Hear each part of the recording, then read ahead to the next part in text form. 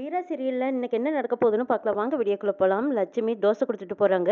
தோசை சாப்பிட்றதுக்கு முன்னாடியே ஆன்லைனில் ஆர்டர் பண்ண பீஸா வந்துடுது. மாறன் அதை சாப்பிடலான்னு வாயில் எடுத்து வைக்க போகும்போது கரெக்டாக லட்சுமி அம்மா தண்ணி கொண்டு வந்து கொடுக்குறாங்க. தம்பி தண்ணி குடிங்கிறாங்க. அச்சோ மாட்டிக்கிட்டாடா மாறா அப்படின்னு பார்த்துட்டு இருக்காங்க. நினச்சிடுங்க நீங்கள் கொடுக்குறீங்களோ கொடுக்கலையேன்னு தெரிஞ்சு நான் ஆன்லைனில் ஆர்டர் பண்ணிட்டேங்கிறாங்க. இதுக்கு எதுக்கு மாப்பிள்ள மன்னிப்பெல்லாம் கேட்குறீங்க? பரவாயில்ல சாப்பிடுங்கிறாங்க. நீங்கள் கொடுத்த தோசையை நான் சாப்பிடாம விட மாட்டேன். நீங்கள் கொடுத்த தோசையை நான் சாப்பிட்டுக்கிறேன். இது நீங்கள் சாப்பிடுங்க இந்தாங்க இந்தாங்கங்கிறாங்க. ஐயோ இதெல்லாம் எனக்கு எதுக்கு தம்பிங்கிறாங்க. பரவாயில்ல சாப்பிடுங்க தேன்னு கொடுக்குறாங்க. அட இந்தாங்க யாரும் ஒன்றும் சொல்ல மாட்டாங்க சாப்பிடுங்கன்னு எடுத்து கொடுக்குறாங்க. அந்த பக்கம் இந்த பக்கம் திரும்பி பார்த்துட்டு வாங்கிக்கிறாங்க. சாப்பிட்டு பார்த்துட்டு மாறன் ஆஹா தோசை சூப்பரா இருக்கு வீர செஞ்சாலான்னு கேட்குறாங்க. ஏங்க மாப்பிள்ள நீங்க வேற அவருக்கிற டென்ஷன்ல அவெல்லாம் இதை செய்ய போறாளா? நான் தான் செஞ்ச சாப்பிடுங்கிறாங்க. சரி அவ தான் அக்கறையா செஞ்சாலோன்னு நானும் கேட்டேங்கிறாங்க. மாப்பிள்ள இது கூட நல்லா தான் இருக்கு. இது என்னமா அவ்வளோ செய்வாங்க அந்த காலத்தில் சொல்ற உளுந்து வடை மாதிரி அவ்வளோ ஜம்முன்னு இருக்கு போங்க.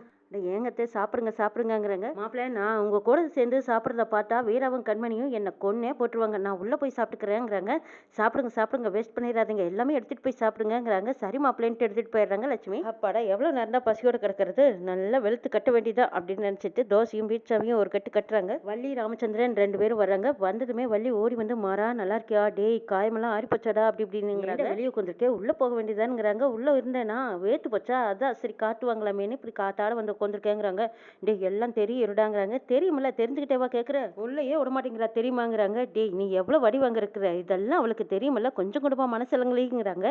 அவதான் கல் நெஞ்சு கறின்னு தெரியுதல்ல. சரி அதெல்லாம் இருக்கட்டும் ஏன் இது வரைக்கும் கார் எடுத்துட்டு வந்திருக்கீங்கன்னு கேட்குறாங்க. டேய் உன்னையும் வீராவையும் ஒன்று சேர்த்துருக்குதான் நானும் அண்ணனும் வந்திருக்கோன்னு சொல்கிறாங்க வள்ளி.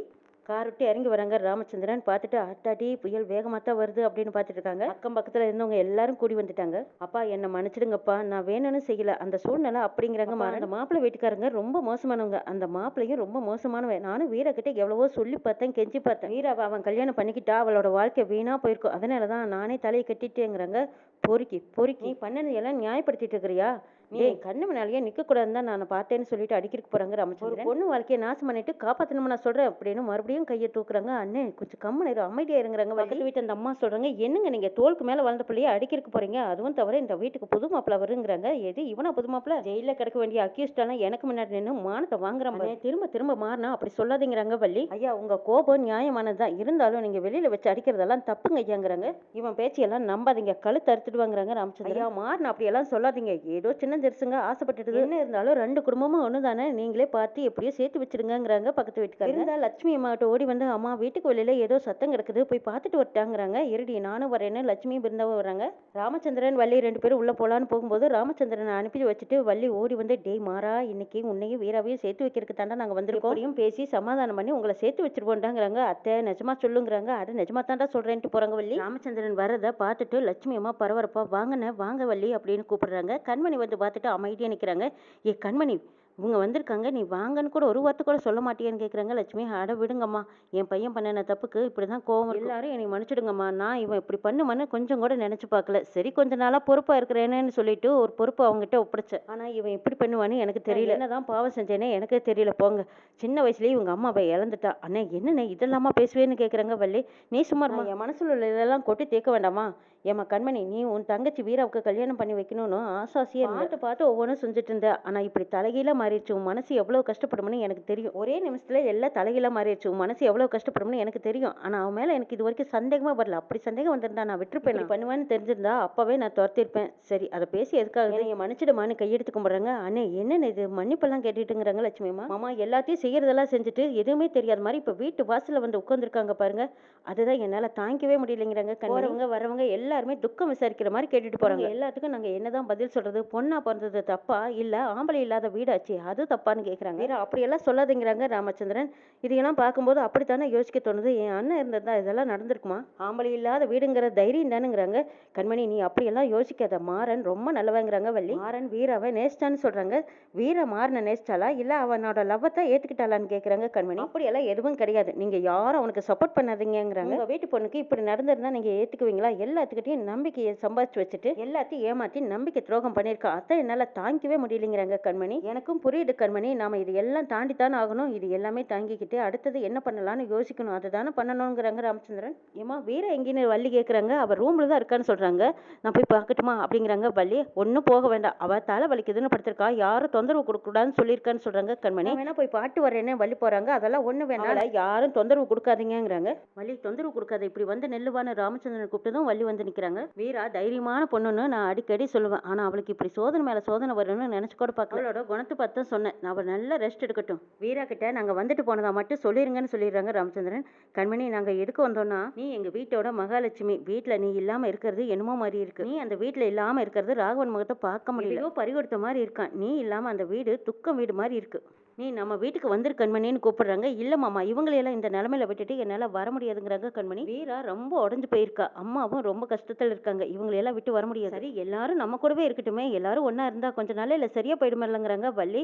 அதெல்லாம் ஒண்ணும் சரியாகாது. ஏ கண்மணி, ஏன் இப்படி பிடிவாதமா பேசிட்டு இருக்க? ஏன் இப்படி பிடிவாதம் பிடிக்கிறேன்னு கேக்குறாங்க லட்சுமி. எல்லாம் நாங்க பாத்துக்கிறோம். அண்ணன் சொல்றதுதான் சரி. நீ அவங்களோட போங்கிறாங்க கண்மணி. அவங்க எல்லாரும் வர்ற அன்னைக்கு வரட்டும். நீ அங்க இருக்கிறதாமா சரி. உன்னை கெஞ்சி கேட்டுக்கிறேன், வா போலான்னு கூப்பிடுறாங்க. என்னது அவகிட்ட போய் மன்னிப்பெல்லாம் கேட்டு கெஞ்சுறீங்கிறாங்க. இல்லம்மா, தப்பு யார் பேர்ல இருக்கோ அவங்க இறங்கி வரதில்ல, தப்பே இல்லைங்கிறாங்க ராமச்சந்திரன். என் மருமக தானே கெஞ்சுறேன், வேற யாருக்கிட்ட நான் கேட்க போறேன்? கண்மணி, நீ நம்ம வீட்டுக்கே வந்துடுன்னு கூப்பிடுறாங்க ராமச்சந்திரன். ஏ கண்மணி, நான் உன்னை கேட்காம எந்த ஒரு முடிவும் எடுக்க மாட்டேன். வேணா உனக்கு சத்தியம் வேணாலும் செஞ்சு கொடுக்குறேன், நீ பேசாம அவங்களோட போ கண்மணிங்கிறாங்க அம்மா. வீரா இவங்க பேசுறது அத்தனையும் கேட்டுட்டு ரூம்குள்ள தான் உட்காந்துருக்காங்க. உடனே கண்மணிக்கு போன் பண்றாங்க. கண்மணி, என் வாழ்க்கையை நான் பாத்துக்கிறேன், ஒழுங்கா நீ பேசாம அவங்களோட போன்னு சொல்றாங்க. ஏ கண்மணி, நீ இங்க இருக்கிறது கஷ்டம், ஒழுங்கா அவங்களோட போ, நான் என் வாழ்க்கையை பாத்துக்கிறேன்னு வீரா சொல்லிட்டு போனை கட் பண்ணிக்கிறாங்க. வீரா போன்ல யாருன்னு கேக்குறாங்க. என்னோட ஃப்ரெண்டுன்னு சொல்லி சமாளிச்சுக்கிறாங்க. நீங்க எடுத்து சொல்லுங்கன்னு ராமச்சந்திரன் கேக்குறாங்க. கண்மணி, இங்க வான்னு அவங்க அத்தை கூட்டிட்டு போறாங்க. கண்மணி, நீ ஒழுங்கா அந்த வீட்டுக்கு போ, அப்பதான் நம்ம நினைச்சதை சாதிக்க முடியுங்கிறாங்க. அத்தை, நான் எப்படி போகட்டுன்னு கேக்குறாங்க கண்மணி. எப்படி பார்த்தாலும் வீரா மாறனை ஏத்துக்க போறதா இல்ல. ராமச்சந்திரன் உன் பக்கம் இருந்தா தானே மாறனை வெளியில துரத்த முடியும். அதுக்கு நீ அந்த வீட்டுல எல்லாம் இருக்கிறத நல்லா கேட்டுக்கோ. நீ அந்த வீட்டுக்கு கிளம்பி போடி. நீ என்ன யோசிக்கிற? நான் தான் சொல்றேன்ல, நீ அந்த வீட்டுக்கு கிளம்பி போங்கிறாங்க. சரிங்க தென்ட்டு கண்மணி போய் புறப்படுறாங்க. கண்மணி, என்ன முடிவு பண்ணிருக்கேன்னு ராமச்சந்திரன் கேக்குறாங்க. மாமா, ஒரு ஆள் செஞ்ச தப்புக்காக நான் எல்லாத்தையும் கஷ்டப்படுத்த விரும்பல. நான் உங்க கூட வரேன்னு கண்மணி சொல்லிடுறாங்க. அப்பாடா, இப்பதான் என் மனசுக்கு நிம்மதியா இருக்குங்கிறாங்க லட்சுமி அம்மா. அண்ணே இருங்க, நான் உங்களுக்கு போய் காப்பி எடுத்துட்டு வரேங்கிறாங்க லட்சுமி. அதெல்லாம் ஒன்றும் வேண்டாமா, நான் என் மருமக கையால் வீட்டுக்கு போய் நான் சாப்பிட்டுக்கிறேங்கிறாங்க. வள்ளிக்கு அப்பவும் சந்தேகம் வருது. என்னது இத்தனை பேர் சொல்லி கேட்கறவே இந்த பாக்கியம் சொன்னா மட்டும் கேட்கறா. இவங்க ரெண்டு பேரும் ஏதோ ஒரு சதி திட்டம் போடுறாளுங்கன்னு நினைக்கிறாங்க வள்ளி. அண்ணே, கண்மணியை வீட்டுக்கு கூட்டிட்டு போற மாதிரி வீராவையும் நம்ம வீட்டுக்கு கூட்டிட்டு போலன்னே, பேசுறியான்னு கேட்குறாங்க வள்ளி. வள்ளி, வீரா இன்னும் இந்த வீட்டு பொண்ணுதான், அதை நீ புரிஞ்சுக்கோன்னு சொல்றாங்க. கண்மணி, வாமா போலாங்கிறாங்க. கண்மணி போகும்போது பாக்கியம் அத்தையை கூப்பிடுறாங்க. அத்தை, நீங்களும் வாங்கங்கிறாங்க. கண்மணி, நீ மட்டும் வந்தா போதுங்கிறாங்க வள்ளி. இல்ல, அத்தையும் வரட்டுங்கிறாங்க வள்ளி. அவங்களும் வரட்டும், ஒன்றும் பிரச்சனை இல்லைங்கிறாங்க ராமச்சந்திரன். சே, எப்படி சொன்னாலும் அண்ணன் கண்மணி பக்கமே பேசுதேன்னு நினைக்கிறாங்க வள்ளி. இந்த வில்லங்கத்தையும் ஏன் தான் எழுத்துக்கிட்டு வரானே தெரியலையேன்னு நினைக்கிறாங்க வள்ளி. அம்மாவையும் அக்காவையும் நல்லா பாத்துக்கோ, நான் போயிட்டு வரேன்ட்டு கண்மணி கிளம்புறாங்க. நாங்க பாத்துக்கிறோம், நீ போய் சந்தோஷமா நிம்மதியா இருன்னு சொல்லி அனுப்பி வைக்கிறாங்க. வாங்கத்த போலன்னு பாக்கியாவையும் கூட்டிட்டு போறாங்க கண்மணி. போகும்போது கண்மணி மாறனை முறைச்சு பார்த்துக்கிட்டே போறாங்க.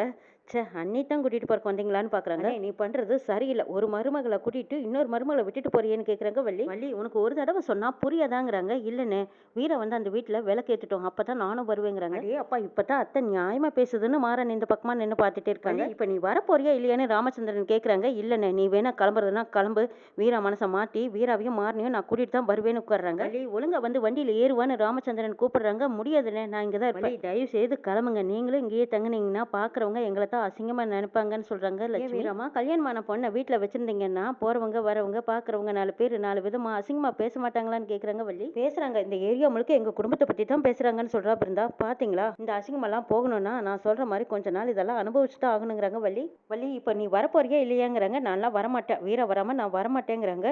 சரி இரு அப்படின்னு சொல்லிட்டு ராமச்சந்திரன் கண்மணியை கூட்டிட்டு போயிடுறாங்க. ஐயோ அத்தை, நீ பின்னாடியே போயிருக்கலாம்ல, இங்க இருந்தா சாப்பாட்டுக்கு என்னத்தை பண்ணுவேன்? நானே புளிச்ச தோசை கிடைக்குமா கிடைக்காதான்னு காத்துக்கிட்டு இருக்கேன். இதுல நீ வேற என்ன செய்ய போறியோ பாவங்கிறாங்க. டேய், உங்க அம்மாவோட குணத்தை நான் வீரா முகத்துல பாத்திருக்கேன்டா, நிச்சயமா விருந்தே கிடைக்க போகுது பாருங்கிறாங்க வள்ளி. ஆமாப்பா, நீ என்னமோ சொல்ற, காத்து கிடக்குற எனக்கு தானே தெரியுங்கிறாங்க பாரன். மாறா, நீ வேணாலும் பாருடா, வீரா மனசு மாறி உன்னையும் என்னையும் வீட்டுக்குள்ள கூட்டிட்டு போய் விருந்து வைக்கத்தான் போறா பாருங்கிறாங்க வள்ளி. ஆமாத்தே, நீ சொல்ற மாதிரி நடந்தா நல்லா தான் இருக்கும், பாப்போங்கிறாங்க. என்ன நடக்குது நாளை பார்க்கலாம்.